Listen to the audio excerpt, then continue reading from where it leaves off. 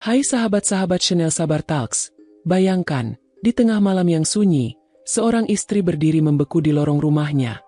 Matanya tak berkedip melihat suami yang ia cintai, melangkah masuk ke kamar ibunya sendiri.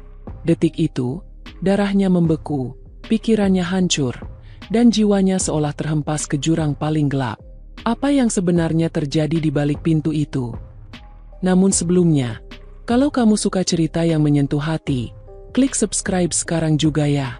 Jangan lupa like videonya, dan tulis di komentar kamu nonton dari mana.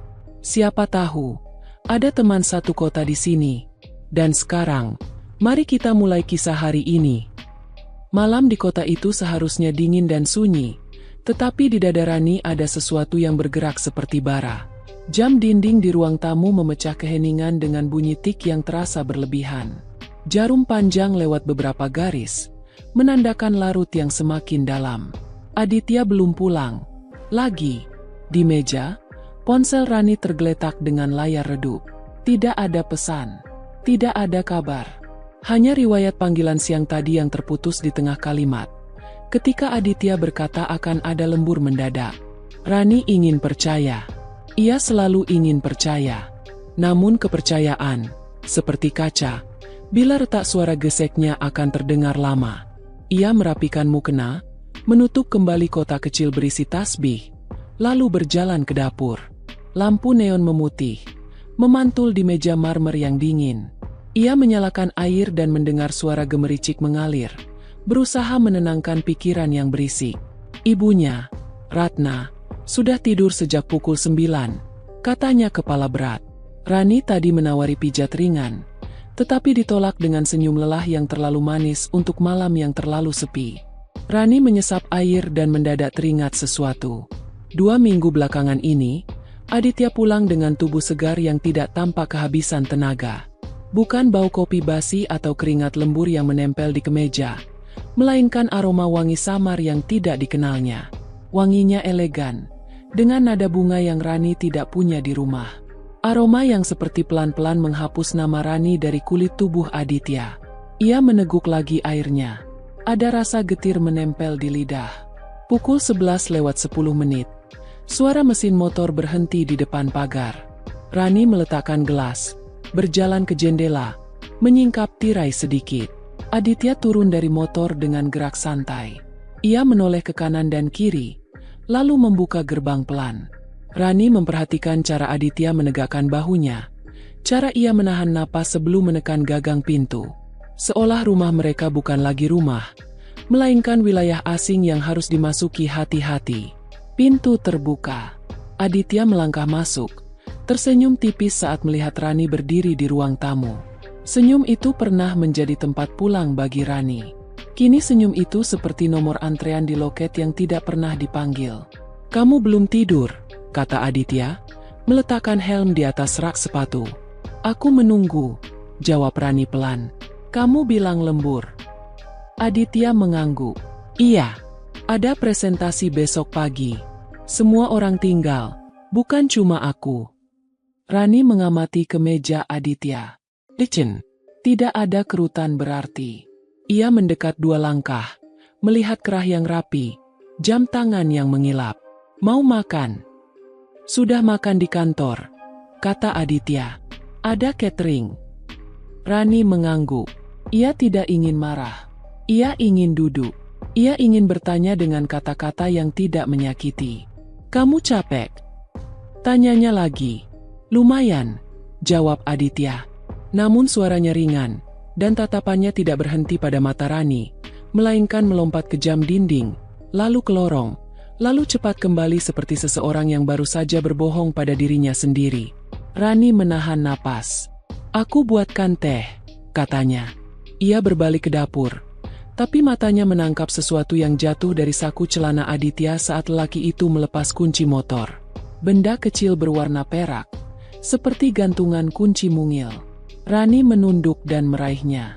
Bukan gantungan kunci. Sebuah pin rambut dengan mata batu kecil yang mengilat. "Ini apa?" Suara Rani bergetar. Aditya menoleh, mendekat 3 langkah, lalu berhenti. Ada jeda yang aneh. Mungkin kepunyaan teman kantor, katanya kemudian. Tadi sempat bantu mereka beres-beres ruang rapat. Teman kantor yang pakai pin rambut seperti ini. Rani mengangkatnya. Pin itu klasik, bukan gaya anak muda. Ia pernah melihat yang mirip. Dulu, di laci rias ibunya. Rani menelan ludah. Biar aku simpan dulu. Aditya mengangguk lagi. Terlalu mudah. Terlalu cepat. Ia mengambil handuk kecil dari gantungan dekat dapur. Aku mandi sebentar, katanya. Biar segar. Rani menatap punggung Aditya yang berlalu. Dalam pandangannya, punggung itu semakin jauh. Rasa asing menjalar ke sela-sela jarinya. Ia menengok ke arah lorong kamar. Pintu kamar ibunya tertutup rapat. Ada bayangan garis cahaya tipis di bawah pintu, seperti lampu meja yang belum dimatikan. Rani memejamkan mata. Ia tahu ibunya sering sulit tidur belakangan ini. Ia juga tahu ibunya semakin rajin merawat diri pada malam hari, memakai krim wajah, menyisir rambut, menata bantal. Hal-hal kecil yang seharusnya biasa, tetapi di kepala Rani sekarang berbunyi seperti alarm. Setelah Aditya mandi, mereka duduk saling berhadapan di meja makan. Rani menyiapkan teh panas. Uapnya naik seperti kabut yang pelan. Aditya menyesap dan menghela napas panjang. Terima kasih, katanya. Kamu baik. Kamu juga, ucap Rani. Kata-kata itu jatuh datar, seperti paku yang tidak menancap. Ia memutar cangkir, memperhatikan pantulan wajahnya di permukaan teh. Besok kamu berangkat pagi. Pagi sekali, jawab Aditya. Kami harus cek dokumen sebelum rapat. Rani mengangguk. Ia mencoba mendorong percakapan menuju tempat yang ia takuti. 2 malam lalu, kamu pulang lebih cepat. Lalu pergi lagi 1 jam. Kamu bilang ke minimarket. Minimarket mana yang buka tanpa struk dan tanpa belanjaan terbawa pulang? Aditya mengerjap. Teh di tangannya berhenti bergetar. Aku bertemu rekan kantor di jalan. Dia butuh file di flash disk. Aku bawa motor sebentar, menyerahkan itu, lalu pulang lagi. Rekan yang sama dengan yang meninggalkan pin rambut di saku kamu. Rani tersenyum, tetapi ada garis keras di sudut bibirnya. Kamu tahu, aku tidak ingin menuduh. Aku hanya ingin aku tidak merasa bodoh. Aditya menaruh cangkir. Rani, kamu capek. Kita tidur dulu. Besok pagi kita bicara lagi. Itu bukan jawaban, pikir Rani. Itu lorong yang membawa keluar dari topik. Ia menghela napas panjang. Baik, katanya. Tidurlah dulu. Aku mau cek ibu. Tadi beliau bilang kepalanya pusing. Aditya menegang sangat halus. Hampir tidak terlihat. Tetapi bagi Rani, yang telah menghafal setiap gerak suami, ketegangan itu bagai garis neon di ruangan temaram. Aku bantu, tanya Aditya. Tidak usah, jawab Rani. Kamu istirahat saja. Rani berdiri, melangkah pelan menyusuri lorong. Pintu kamar ibunya masih tertutup. Ia mengetuk sekali. Tidak ada jawaban. Ia mengetuk lagi. Bu, panggilnya pelan. Ibu sudah tidur. Masih tidak ada jawaban. Rani menekan gagang pintu. Terkunci dari dalam. Ia menunduk dan mencoba mendengar. Hanya suara detik jam dari ruang tamu yang sampai. Rani membiarkan keheningan menggantung. Lalu berbalik. Ada getar yang tidak bisa ia namai. Ia kembali ke kamarnya sendiri. Menutup pintu, mematikan lampu, lalu duduk di tepi ranjang. Di ponsel, ia membuka catatan yang selama ini tidak pernah ia sentuh. Di sana ada 1 kalimat pendek yang ia tulis seminggu lalu. Percaya adalah pilihan, tetapi pilihan juga bisa ditarik kembali. Rani menambahkan baris baru. Mulai malam ini, aku mengamati. Ia menaruh ponsel di bawah bantal. Dada Rani naik turun. Napasnya tidak panjang. Di luar, langkah Aditya terdengar melewati lorong menuju kamar mereka. Pintu berderit halus.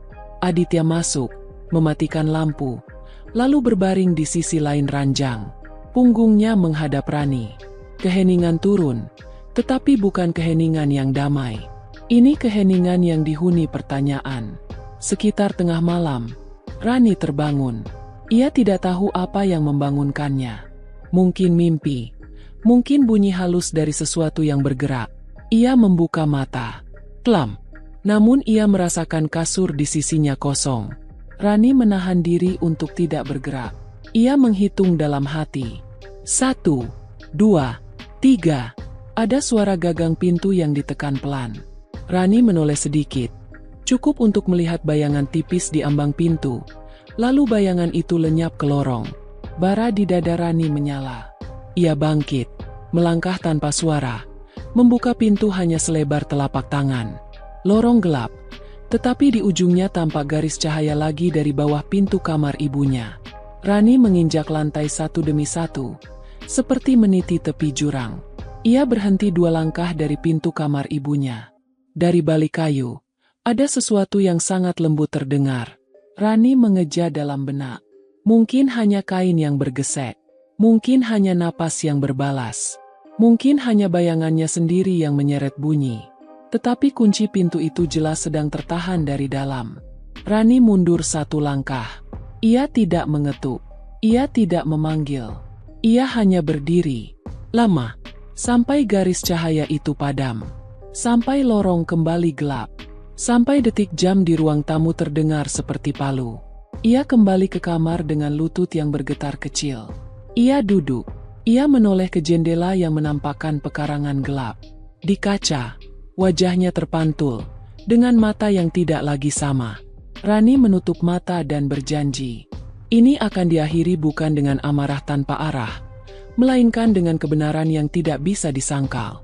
Ia mengambil ponsel, membuka peramban, membaca cepat tentang alat perekam kecil yang bisa disembunyikan. Jari-jarinya berhenti di satu pilihan. Ia tidak menekan apapun malam itu. Ia hanya menyimpan nama alat itu di kepala, bersama niat yang mulai matang. Sebelum subuh, Rani sempat tertidur. Ketika adzan pertama merambat di udara, ia terbangun lagi. Aditya sudah berdiri di depan lemari, merapikan kemejanya. Ia berputar, melihat Rani yang membuka mata. "Kamu tidak tidur nyenyak," kata Aditya. Suaranya lembut tetapi mengalun dari jauh. "Maaf kalau tadi aku banyak gerak." Rani tersenyum tipis. "Tidak apa." Ia menatap mata suaminya. Di sana ada pantulan dirinya. Kecil, hampir hilang. "Hati-hati di jalan." Aditya mengangguk, meraih tas, mencium kening Rani sekilas, lalu pergi. Langkahnya cepat, terlalu cepat untuk pagi yang baru bangun. Pintu depan menutup perlahan. Rani duduk tegak. Ia menoleh ke lorong. Pintu kamar ibunya masih tertutup rapat. Di garis bawahnya tidak ada cahaya. Rani berdiri dan menuju dapur. Ia menyalakan air panas, memandangi uap yang mengembang. Di kepalanya, rencana sederhana mulai membentuk diri. Malam ini, ia tidak akan menunggu dalam gelap tanpa bukti. Malam ini, ia akan membuka mata lebih lebar daripada rasa takutnya sendiri. Malam ini, ia akan mulai merekam apapun yang berusaha disembunyikan rumah ini darinya.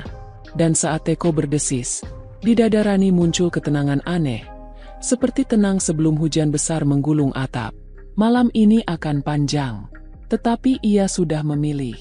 Ia sudah menarik kembali kepercayaan. Ia siap menukar pedih dengan jelas. Sepanjang siang, pikirannya bekerja seperti mesin yang dipacu terlalu cepat. Setiap aktivitas terasa hanya sebagai kedok untuk menutupi rencana yang ia susun. Ia membereskan dapur, mencuci pakaian, bahkan menyapu halaman lebih lama dari biasanya. Tapi pikirannya tak pernah lepas dari gambaran malam nanti. Di layar ponselnya, tab belanja online masih terbuka. Alat perekam mungil dengan kualitas tinggi itu sudah masuk keranjang, dan Rani membayangkan menyelipkannya di tempat yang tidak pernah terpikirkan oleh Aditya ataupun ibunya. Namun siang itu, sesuatu terjadi yang membuat napasnya tercekat. Saat ia melipat pakaian di ruang tengah, pintu kamar ibunya terbuka. Ratna keluar dengan gaun tidur baru berwarna merah marun, rambut disanggul rapi, dan bibirnya diberi sedikit gincu tipis. Tidak biasa. Ibunya jarang sekali berdandan di rumah kecuali ada tamu. Rani berdiri terpaku, Kain lipatan di tangannya terhenti. "Kamu mau kemana, Bu?" tanyanya sambil berusaha menjaga nada suara agar terdengar ringan. Ratna tersenyum, tidak menoleh penuh. "Hanya ingin sedikit segar. Kamu tahu kan, perempuan itu harus merawat diri, meskipun di rumah. Siang bolong begini." Rani mencoba tertawa, tapi rasanya tawa itu hampa. Ibunya mengangkat bahu. "Kenapa tidak?" Lalu berjalan ke dapur. Rani mengikuti dengan pandangan. Gerak langkah itu anggun, terlalu anggun untuk sekadar berjalan di dalam rumah.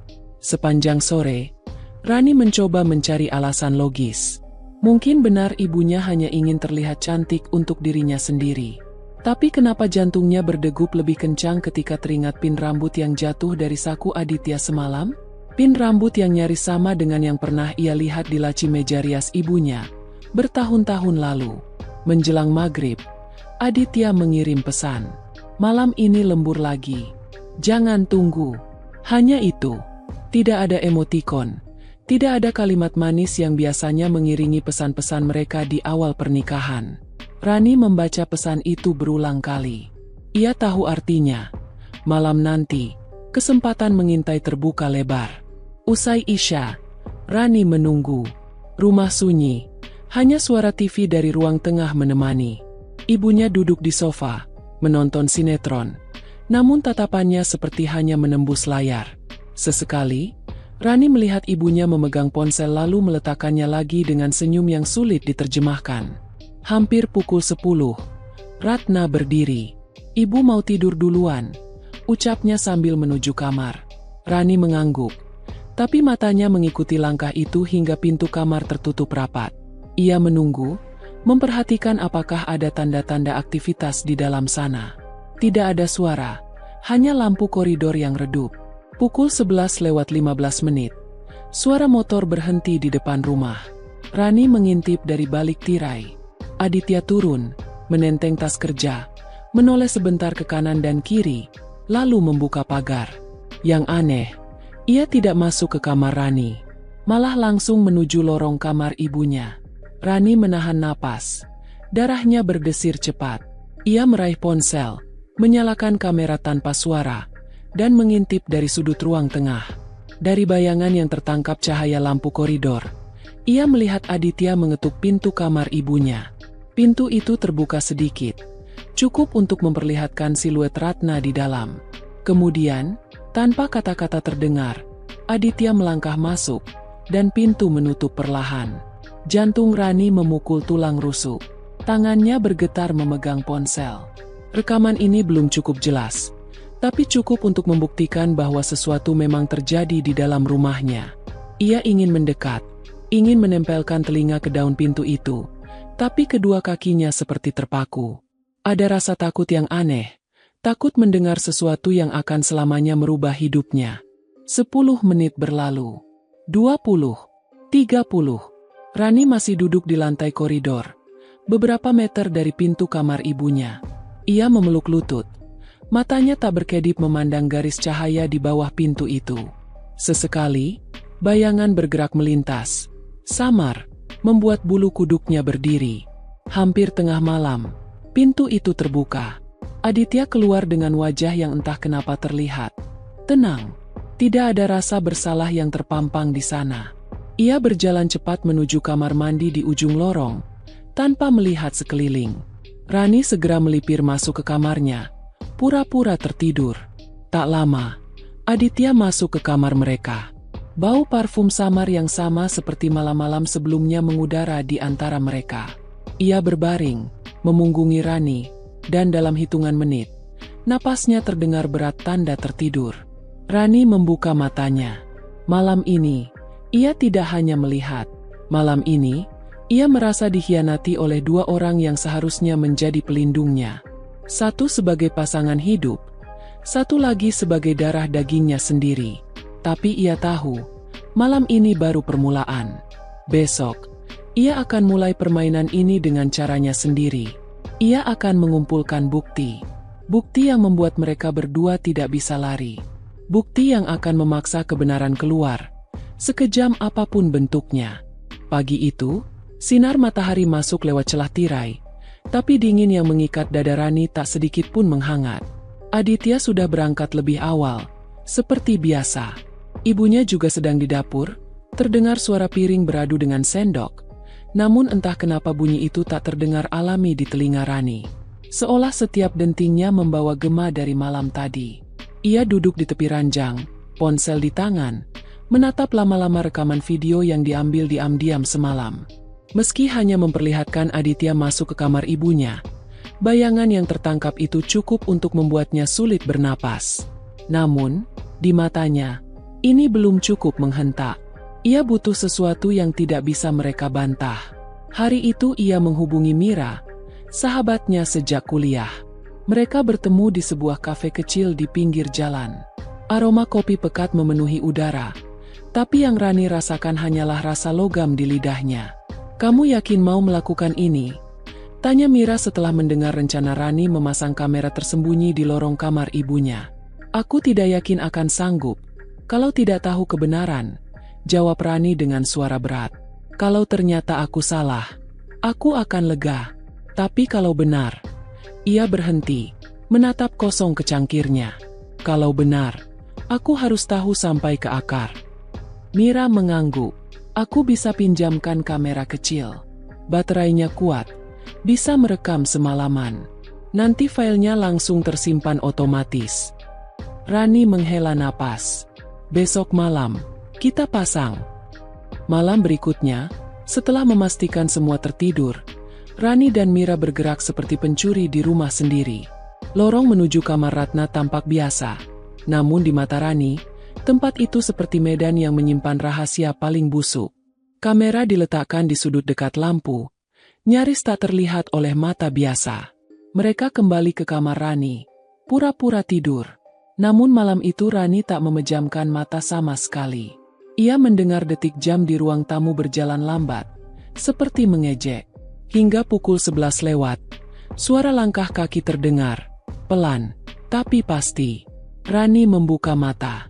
Ia tak berani keluar. Ia hanya menggenggam erat selimut, membiarkan kamera melakukan pekerjaannya. Langkah itu melewati depan kamar Rani. Lalu suara ketukan pelan di pintu kamar ibunya. Hening. Pintu berderit. Ada cahaya sesaat. Lalu gelap lagi. Rani menutup mata rapat-rapat, menahan air mata yang tak tahu dari mana datangnya. Pagi harinya, ia bangun sebelum semua orang.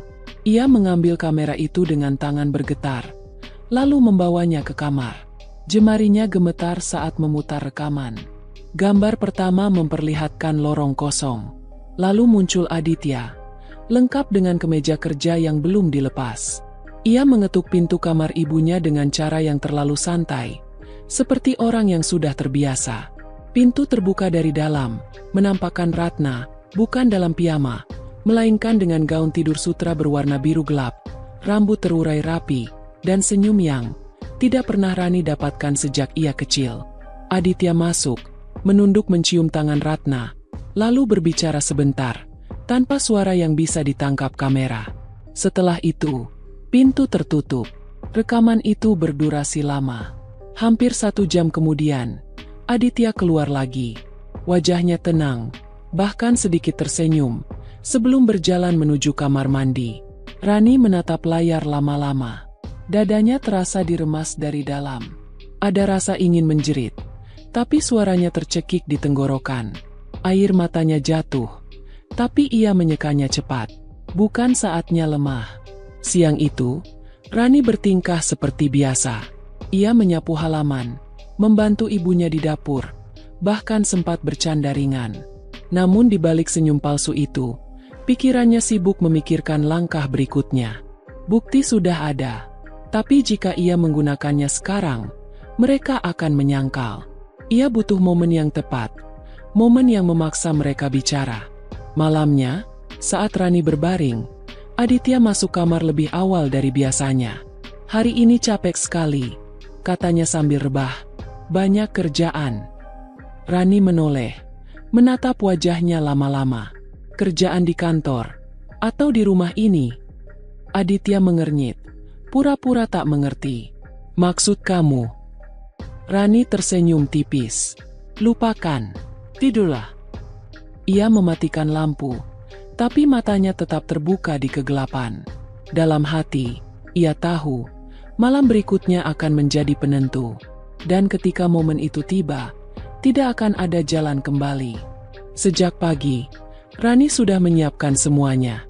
Kamera kedua ia pasang di dalam kamarnya, menghadap pintu, untuk merekam setiap langkah yang keluar atau masuk. Kamera pertama, yang kemarin berhasil merekam Aditya masuk ke kamar Ratna, tetap ia biarkan di tempat yang sama. Tapi malam ini, ia ingin lebih dari sekadar bayangan di lorong. Ia ingin melihat sendiri, dengan matanya, meski itu berarti menghancurkan sisa hatinya yang masih mencoba bertahan. Sepanjang siang ia berakting seolah hari itu biasa saja.